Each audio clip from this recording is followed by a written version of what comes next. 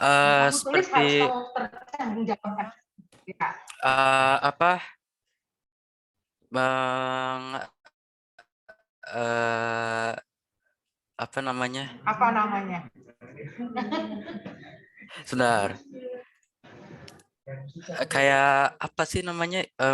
Nge apa sinyal-sinyal zat kimianya itu, Bu.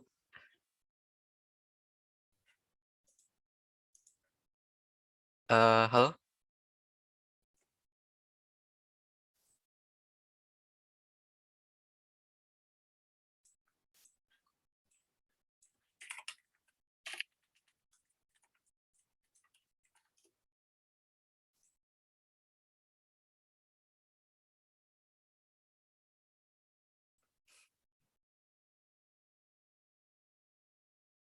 Destino sudah? Belum? Masih lanjut. Pinka, Sing, Bu. Rahmah, Herati boleh tanya ya. Kalau kamu tanyanya bagus, pertanyaannya tuh bagus ya, benar nilai. Mulai tambahin nilai. Bukan berarti hanya yang mendapat nilai yang ngomong aja, enggak. Kalau kamu tanya, pertanyaannya berbobot, benar nilai.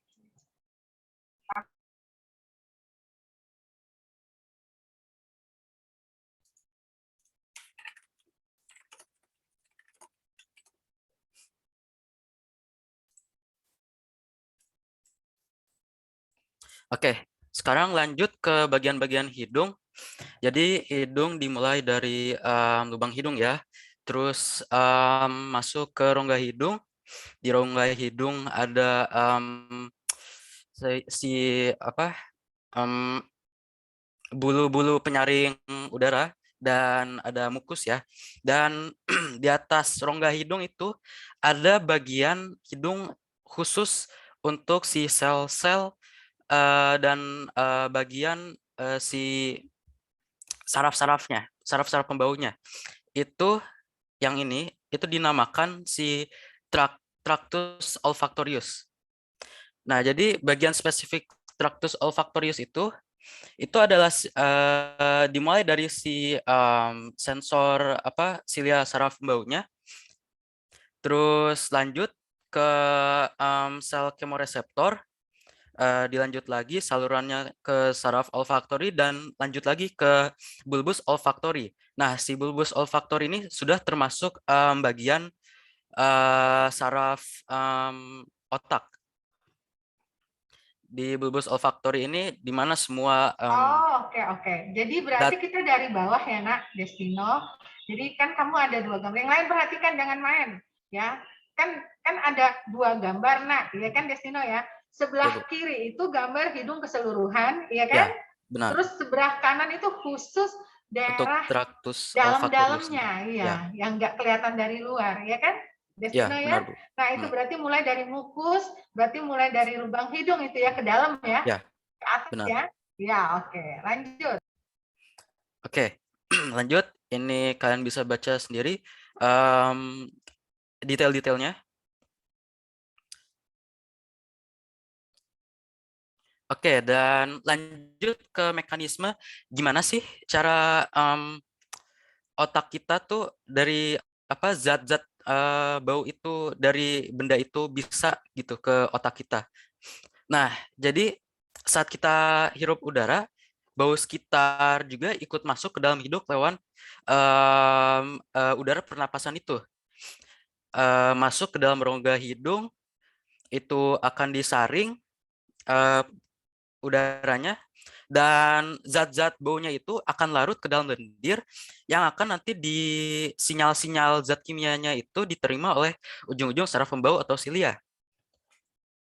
Habis di sinyal-sinyalnya ditangkap oleh silia, itu nanti bakal dilanjutkan dan diterima oleh sel-sel kemoreseptor, diteruskan lagi ke pusat saraf pembau atau saraf olfaktori, dan setelah itu dilanjutkan lagi di send lagi ke otak, bagian otak si bulbus olfaktori atau olfactory bulb, Oke, karena mantap bentuknya mantap. seperti bohlam. Oke, mantap banget. Nah itu Nah, mau dianotasi dulu, ditandain warna merah biar temennya ingat. Yang di bawah. Boleh sayang, Winka ya. Winka cepat sembuh ya, Nak. Makasih, Bu. Boleh lihat duluan. Hey, Destino masa warna merah? Kayak warna merah kayak image orang tuh kayak dilarang gitu loh. Warna apa tuh, Bu? Nah, jangan warna merah nggak kelihatan. Nah, Belum. gitu kek. Oke. Ya. Enggak. Yang benar-benar penting itu teman-teman tahu dari arah mulai masuk tuh dari lubang hidung sampai bulbus gitu. Maksudnya mencium mulai itu arah jalannya itu yang penting banget. Itu aja sih yang ditandain. Nah, yang di atasnya ya oke, itu mekanisme rinci, itu yang rincinya kan. Ya. Tapi yang bagus ini kamu kerjanya juga bertiga ya di sini ya, Nak. Siapa sih Farhan kan? Bareng ini kan.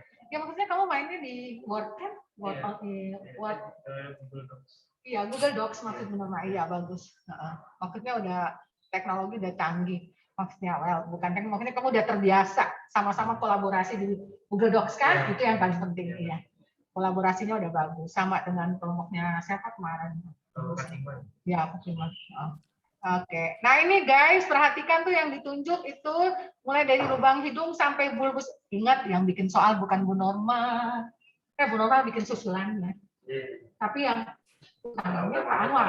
Pak Anwar tuh selalu ngeluarin soal itu, arah ini, arah. Jadi kita harus pelajari kan, Pak Anwar tuh sering ngeluarin apa. Jadi kita pelajarin. Misalnya bau dari mana, terus naik sampai mana. Itu tuh yang itu tuh di bawah. Itu sering keluar. Terus ini mata juga, mulai mata sampai bayangan terlihat, itu kamu harus tahu tahapannya. Mekanisme terus ya itu sih dua, hidung sama terus bagian-bagian lidah yang mana bagian asin, asam, pahit, ya itu juga gitu. Untuk semua ya. Nanti soal utama tuh Pak Anwar yang bikin, Bu Norma bikin soal susulan. Kalau kamu nggak berhalangan hadir, berarti dapat soal normal. Bu Norma mau bertanya. Boleh, Hana. Iya, tanya buat Bu Norma apa buat Destino? Buat Bu Norma, untuk PTS materinya apa aja, Bu? Oh, PTS karena tengah semester kan, Hana. Kira-kira menurut kamu materinya dari mana? Tebak. Kan tengah semester ya. Berarti dari masuk semester 2, itu mulai apa tuh? Apa ya? Ingat nggak? Pernapasan atau apa tuh? Coba lihat di Google Classroom tuh. Teman-teman nggak hafal. Kalau nggak salah otak ya, Bu, yang saraf itu. Koordinasi? Bukan Google Classroom. Bukan Google Classroom, Hana lihat mulai semester 2 itu Fatimah buka coba. Bernama tanya. Hah? Tes urin berarti ekskresi, ya kan? Oh itu masuk ya? Ya berarti ekskresi masuk Hana sampai indra. Nanti yang satu lagi itu apa ya? Sistem imun nanti setelah PTS, bahan setelah PTS. Tapi yang nanti masuk PTS itu indra, hormon, saraf, ekskresi itu masuk PTS. Apalagi pernapasan sebelum itu apa pernapasan kapan? Oh semester 1 ya? Oh jadi ekskresi ya? Ya ekskresi sama koordinasi ya, Hana ya. Terima kasih, Bu. Terus mungkin Bu Nama lihat kalau itu kan pertengahan Maret, jadi mungkin minggu depan kita bisa masuk di sistem imun apa pokoknya nanti lihat sih sementara sih sampai koordinasi sementara, tapi kalau ada waktu kita tambah berarti soalnya juga tambah materi ya Hana. Karena Pak Onwar tuh tergantung Bu Norma karena Bu Norma ketua MGMP-nya kan, jadi saya kalau Bu Norma bilang Pak kita sampai ini aja dia ikut. Jadi yang ibu gitu ya, saya ketuanya gitu, tapi Bu Norma bukan model otoriter kan, enggak, aku demokrat tanya.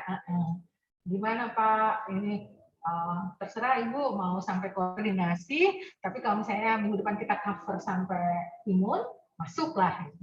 Entah itu setengah bab atau enggak, nanti tergantung sampai mana. Ya Han ya, gitu ya Han? Ngerti ya Han?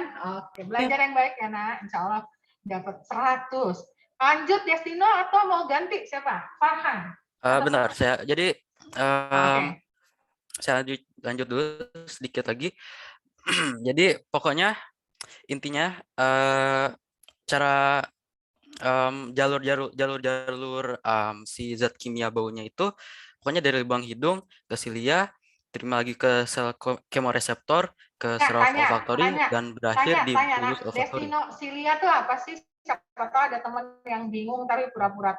Silia itu ini nih, serabut si saraf pembaunya yang menangkap mukus zat kimia yang udah encer ke mukusnya itu nanti zat-zat sinyalnya itu diterima oleh silia, Oke, si Celia saraf itu serabut. bulu-bulu hidung itu loh, Ya, Celia ya, Destino. Terus yang kamu bilang mukus itu apa? Ingus-ingus ya? ingus. Ya, ingus. Iya, mukus, nggak apa-apa kita pakai melendir ya, ingus ya. Dalam hal ini ingus kan. Jadi ingus itu atau mukus kita pakai istilah yang akademik lah ya, gaya-gaya dikit boleh ya. Mukus itu di dalam, itu sebenarnya fungsi mukus itu untuk menahan kotoran yang masuk. Jadi sebenarnya kalau mukus banyak pada saat pilek itu sebenarnya memang ada, pertama dia produksi mukus jadi tambah karena ada virus kan pilek. Terus plus dia juga mungkin ada kotoran juga. Jadi kalau bersin-bersin terus ada ingus itu wajar, wajar karena ingus di situ langsung otomatis diproduksi oleh tubuh, produksi, disekresikan, itu nanti masuk sistem imun yang belum kita bicarakan produksinya itu. Iya, karena dia masuk dari bagian imunitas. Imunitas awal itu yaitu mukus. Nah, karena dia menahan apa yang masuk, apa virus dan kotoran-kotoran. Lanjut, Nak. Oke, lanjut ke indera pengecap. Mungkin ada yang mau jelasin dari grup saya? Destina bagus banget ya, Destina dapat bagus nilainya buat temennya. Tapi nanti kita lihat gimana satunya. Siapa sih satunya lagi? Farhan sama ini Farhan atau siapa yang mau jelasin? Farhan sama siapa sih satu? Hah? Raya aja Raya. Farhan Raya, kan udah silakan. datang saya. Mana Raya? Ini Bu, saya yang ngejelasin indera pengecap ya Bu. Ya keren, yang gampang. Iya. Nanti bagian tanya-tanya yang cewek-cewek nanya ya, Raya. Ditanya sama Asti, ditanya sama Tiwi, Sylvia, tanya ya, tuh tanya tuh. Raya dia bilang katanya dia mau jelasin yang gampang-gampang. Coba mana yang gampang-gampang? Saya nggak bilang gampang Bu. Masa sih? Terus kamu tadi ngomong apa, Raya? Kok bener aja yang bilang, Bu, saya jelasin yang gampang-gampang Saya aja. bilang saya pengen jelasin yang pengecap Bu. Oh, sorry ya. Oke, silakan, Nak. Oke, jadi sekarang kita ke indera pengecap. Indera pengecap itu tuh terletaknya di lidah. Indera pengecap dibilang juga kemoreseptor cair. Nah, indera pengecap ini punya beberapa unsur. Nah, ini kan bisa dilihat di teksnya kalau indera pengecap itu sebenarnya juga bukan terletak di lidah saja, tapi juga ada di langit-langit mulut, di epiglotis, dan di esofagus atas. Tapi karena kan indera pengecap itu harus kena tunas pengecap atau namanya taste bud. Tapi di di organ-organ lain selain di lidah itu sebenarnya ada juga taste bud, tapi tidak sebanyak yang ada di lidah. Makanya kita nggak ngerasa gitu, walaupun sebenarnya ada tapi kita nggak ngerasa. Nah, di lidah ini itu lidah kita kan kerasa kayak kasar-kasar gitu kan. Nah, itu sebenarnya karena ada yang namanya papila. Nah, papila ini juga banyak bentuknya.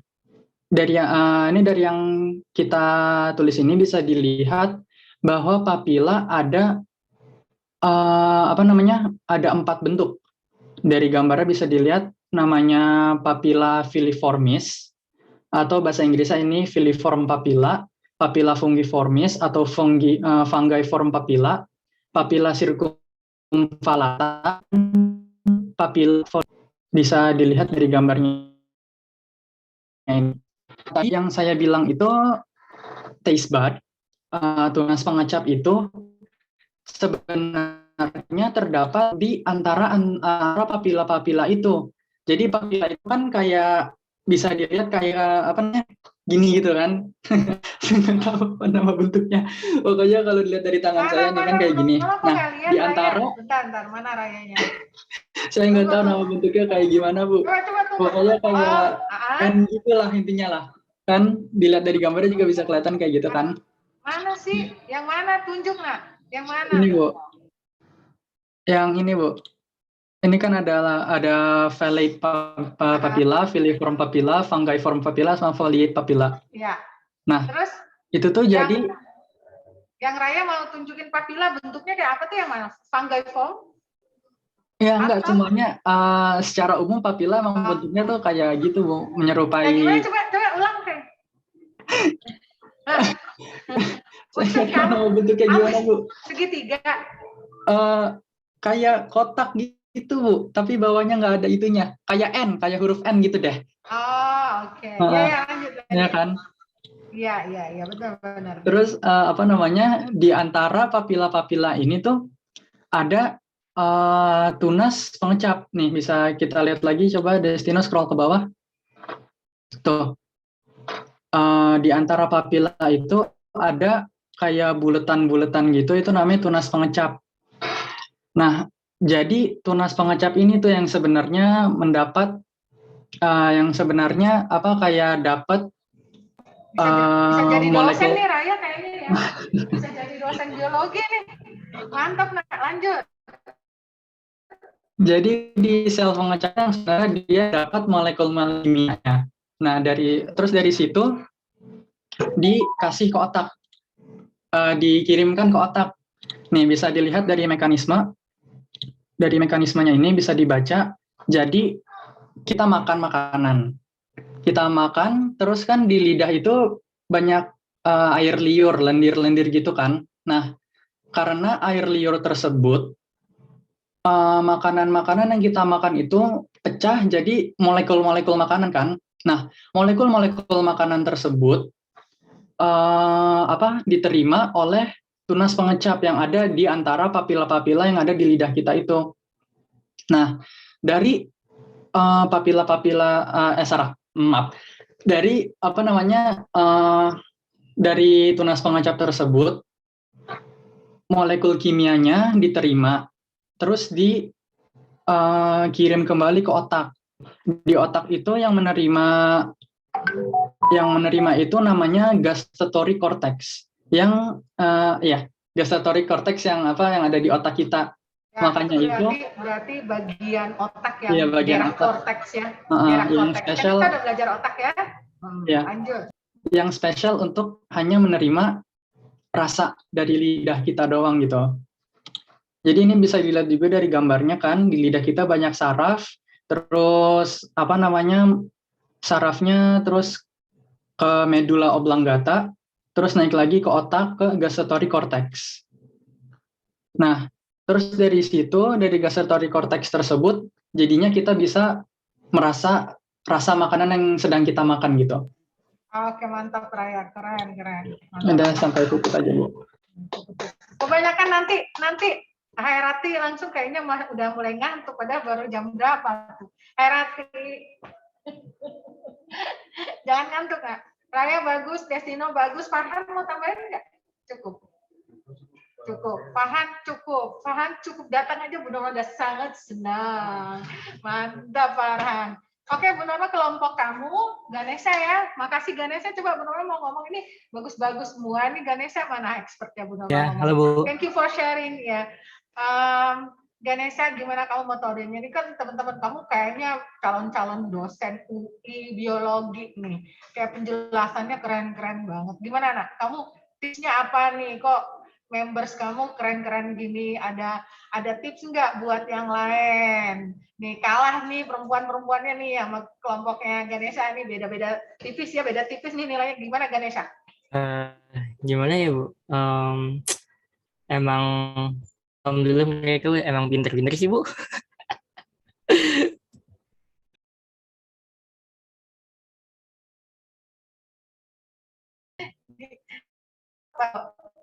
Untuk mereka nggak dengar ya, kita mute.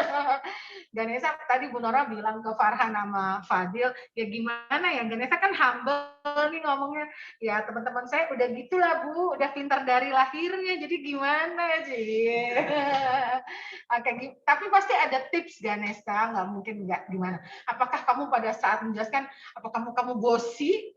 Karena kalau kamu bosi itu teman-teman nggak suka biasanya kan, apa sih lu kayak gimana banget gitu kan, kalau udah karena namanya expert kan kayak paling pinter gitu, dia paling bisa. Nah gimana tips kamu Ganesha supaya, karena menurut lihat nih rata-rata semuanya cakep-cakep semua nih presentasinya, gimana?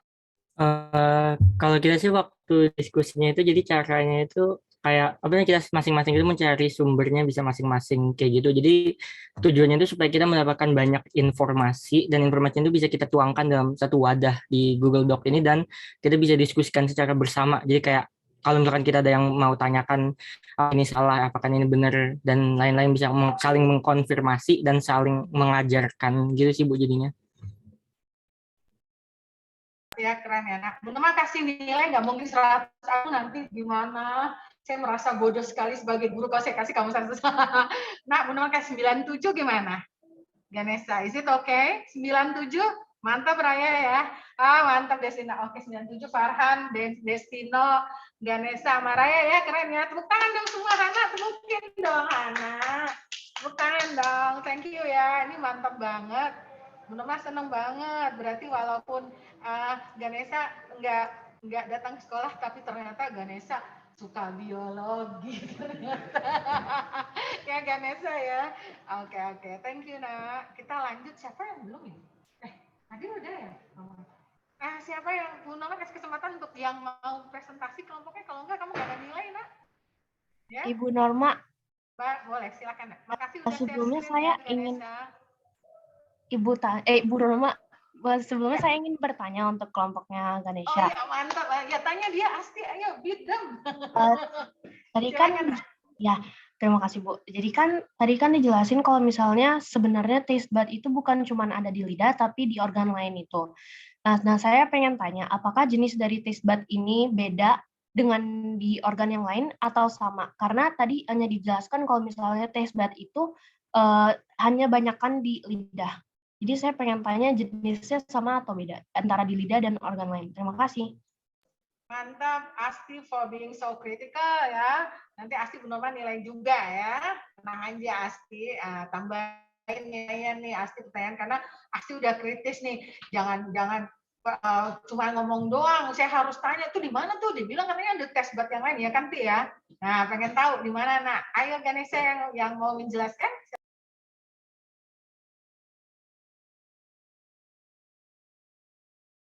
Raya kali ya ngomong. Raya silahkan Raya. Yeah. Sebentar. Mungkin saya bisa bantu jawab Bu. Oh ya, tentu saja silakan nak. Boleh. Ya.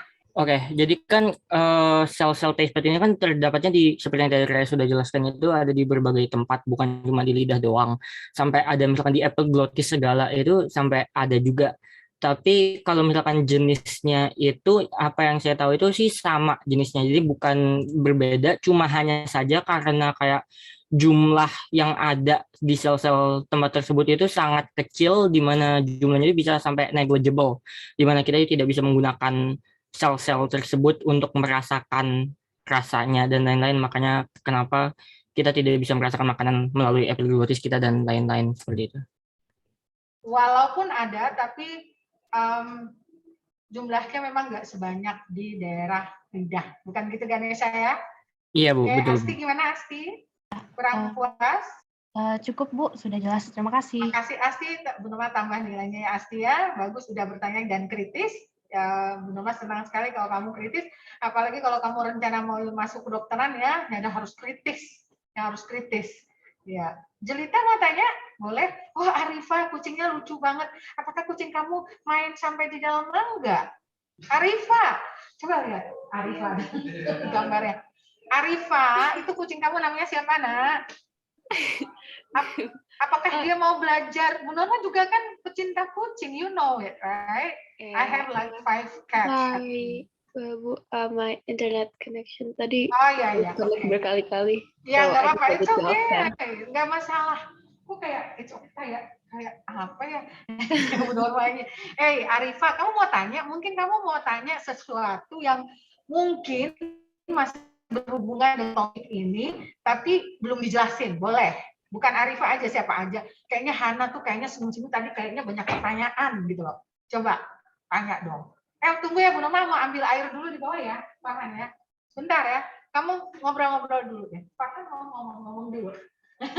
Adil, bentar ya Bu Noma, tadi ketinggalan air di bawah, udah haus, bentar ya.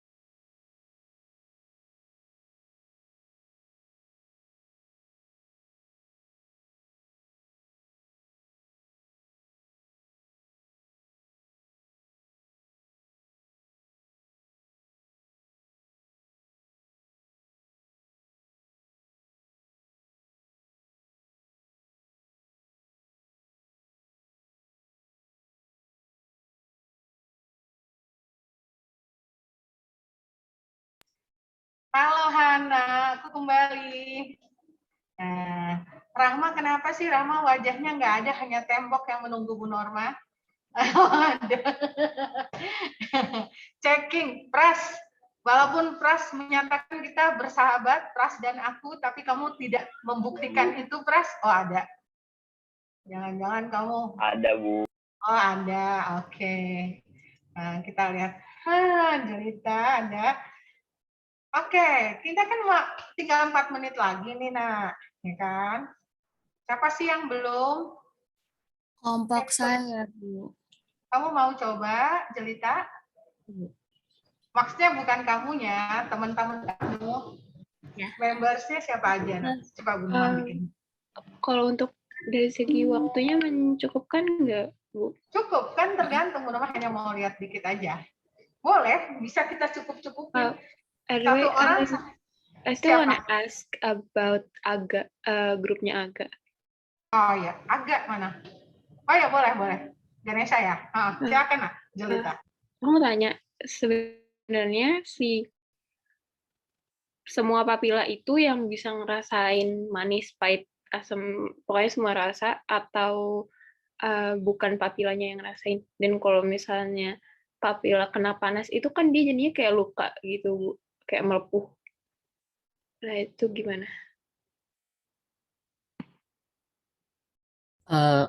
Benar. Jadi konfirmasi aja untuk pertanyaan yang pertama itu berarti maksudnya kayak apakah semua papila bisa merasakan semua rasa atau kayak misalkan ada tempat spesifik area di mana rasanya lebih dominan? Or is it just like hot and cold gitu? Oke.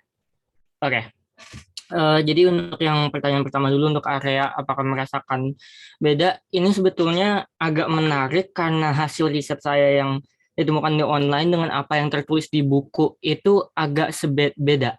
Kalau misalkan apa yang dibilang di buku itu dikatakan kalau misalkan beda area di lidah itu dapat lebih sensitif ke hal yang berbeda. Jadi misalkan paling depan dibilangnya itu manis, kemudian di belakangnya sedikit asam, belakangnya asin, dan paling belakang itu merasakan pahit. Tapi kalau misalkan apa yang saya temukan di internet, misalkan dari riset Anatomy and Physiology Sir David, itu bukan kayak gitu. Semua bagian lidah itu bisa merasakan rasa yang sama dan nggak ada yang lebih sensitif dari yang lain. Asalkan zat makanan itu bisa menyentuh jaringan epitel di lidah dan di jaringan epitel tersebut terdapat ada papila-papilanya, maka apa yang kita rasakan itu akan sama di semua tempat. Cuma akan hanya aja ada beberapa tempat yang merasakan lebih kuat, tapi bukan berarti lebih kuat dalam arti kayak asam jadi lebih kuat dari asin dan lain-lain. Jadi Bu Norma setuju dengan yang terakhir, pendapat terakhir Ganesha, itu udah bagus buat Arifa dijelasin ya. Nah, itu ya itu rujukan yang bagus ya. Oke, baik. Itu untuk pertanyaan yang pertama. Terus untuk pertanyaan kedua, apa yang terjadi kalau misalkan ada dingin dan panas? Nah, untuk itu kalau misalkan kalian pasti pernah kan kayak misalkan lagi minum teh panas atau apa, terus habis itu airnya masih mendidih dan tiba-tiba langsung sakit dan akhirnya rasanya agak nggak enak gitu gimana lidahnya. Itu ya terjadi karena sel-sel yang ada di lidah itu mati karena panas. Sama aja kayak misalkan sel-sel lain di kulit lain kan ada suhu optimal di mana sel itu bisa tumbuh dan ya berkembang lah. Itu jadi sama aja kalau misalkan dia kena panas yang terlalu banyak, suhunya terlalu tinggi, maka selnya akan mati. Makanya kita jadi agak kayak nggak bisa ngerasa gimana gitu lidahnya, kayak rasa seret-seret. Tapi nanti kalau misalkan udah mengembang kembali selnya, maka kita bisa merasakan kembali. Apakah itu sudah menjawab, Arifa? Yes, thank you.